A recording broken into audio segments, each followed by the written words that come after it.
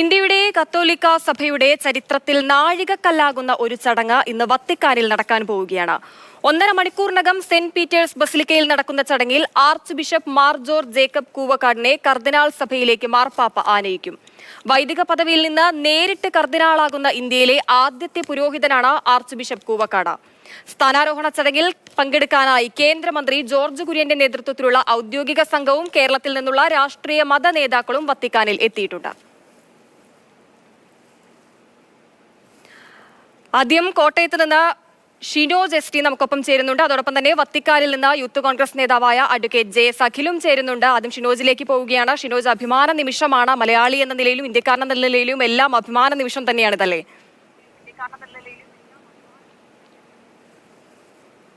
തീർച്ചയായും. കാരണം ഈ ഇന്ത്യൻ കത്തോലിക്ക സഭയ്ക്ക് ഇത് ഒരു ഇരട്ടി മധുരമുള്ള ക്രിസ്മസ് കൂടിയാണെന്ന് പറയേണ്ടി വരും. കാരണം അവർ പോലും പ്രതീക്ഷിച്ചിട്ടുണ്ടായിരുന്നില്ല ഇത്തരത്തിൽ ഒരുപക്ഷെ ആർച്ച് ബിഷപ്പ് ആകുമെന്നൊക്കെ ഒരു പ്രതീക്ഷ നേരത്തെ ഉണ്ടായിരുന്നു. പക്ഷേ കർദിനാളായി ഇത്തരത്തിൽ പെട്ടെന്ന് ഒരു സ്ഥാനക്കയറ്റം ആരും തന്നെ പ്രതീക്ഷിച്ചിട്ടുണ്ടായിരുന്നില്ല. എന്തായാലും ഇറ്റാലിയൻ സമയം 4 മണിക്കാണ് ചടങ്ങുകളൊക്കെ തന്നെ ആരംഭിക്കുന്നത്. ഇറ്റാലിയൻ സമയം 4 മണി എന്ന് പറയുന്നത് നമ്മുടെ സമയം ഒരു 8:30 രാത്രി 8:30 മണിയാണ്.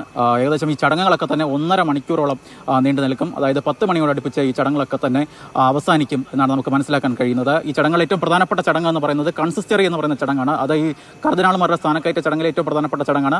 ഈ ചടങ്ങിൽ വെച്ചാണ് ഫ്രാൻസിസ് മാർപ്പാപ്പ ഈ സ്ഥാനചിഹ്നങ്ങൾ, അതായത് പ്രധാനപ്പെട്ട തൊപ്പിയും മോതിരവും ഇവർക്ക് നൽകുന്നത്.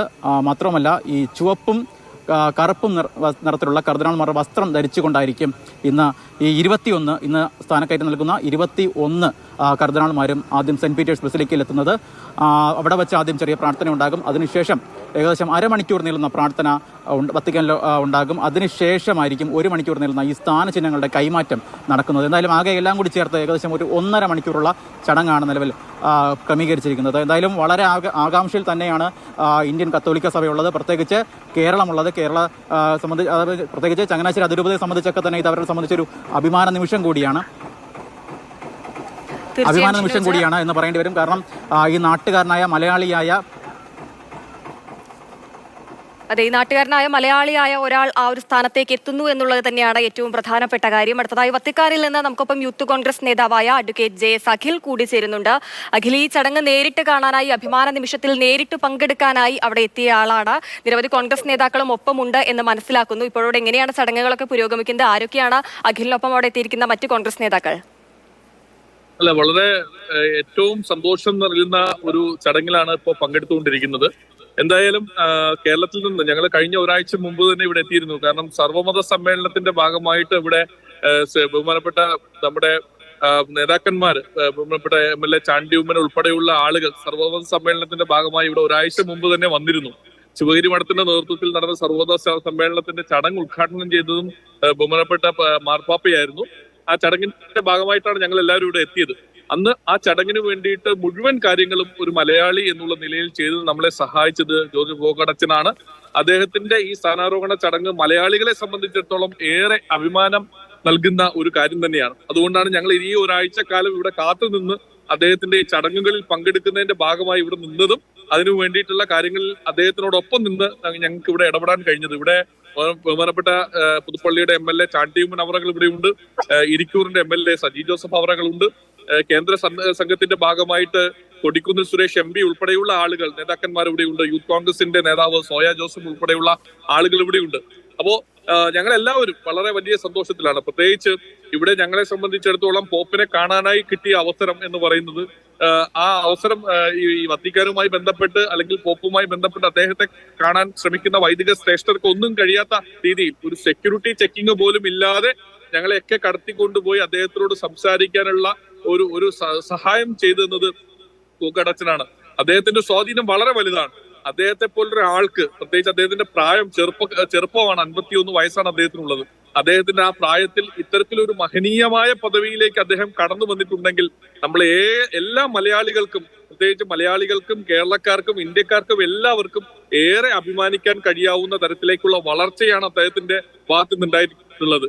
ഇവിടെ നിങ്ങളൊരു കാര്യം മനസ്സിലാക്കേണ്ടത്, ഞാൻ സെന്റ് ബസിലിക്ക ചർച്ചിന്റെ മുന്നിലാണുള്ളത്. ഇവിടെ സെക്യൂരിറ്റി ചെക്കിംഗ് കഴിഞ്ഞ് ഈ ചടങ്ങിലേക്ക് ആളുകൾ കടന്ന് അകത്തേക്ക് പോകുന്ന ഒരു സാഹചര്യമാണ്. എന്റെ പുറകിലേക്ക് ശ്രദ്ധിച്ചാൽ മനസ്സിലാവും, ഇവിടെ ഇതൊക്കെ ഒരു സെക്യൂരിറ്റി റെസ്ട്രിക്റ്റഡ് ഏരിയ ആണ്.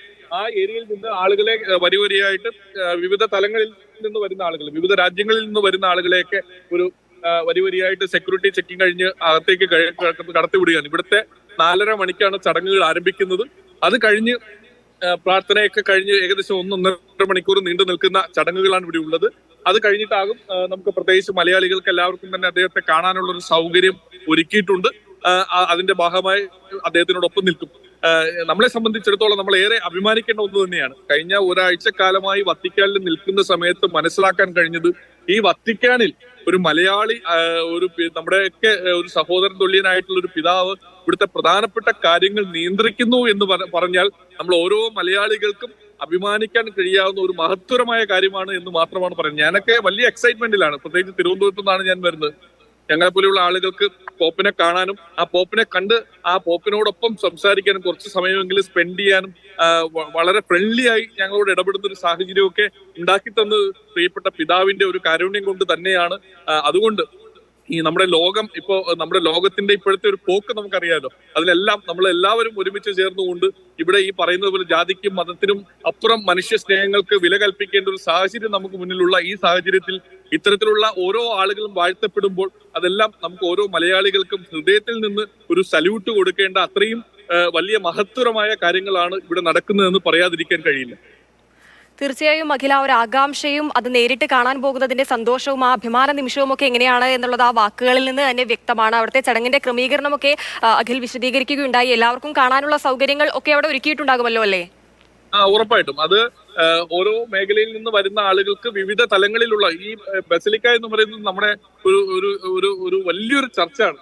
ഈ ചർച്ചിന്റെ വിവിധ സ്ഥലങ്ങളിൽ നിന്ന് വരുന്ന ആളുകൾക്ക് വിവിധ ഗേറ്റുകൾ വഴി ഇങ്ങനെ എൻട്രി, അവർക്ക് ഈ പറയുന്ന പോലെ സെക്യൂരിറ്റി ചെക്കിംഗ് കഴിഞ്ഞ് അവർക്ക് ഒരു നിശ്ചിതമായ ഇരിപ്പിടം ഞങ്ങൾക്ക് ഓരോരുത്തർക്കും അലോട്ട് ചെയ്തിട്ടുള്ള പാസിലും സീറ്റ് നമ്പർ ഉൾപ്പെടെ അതിനകത്തുണ്ട്.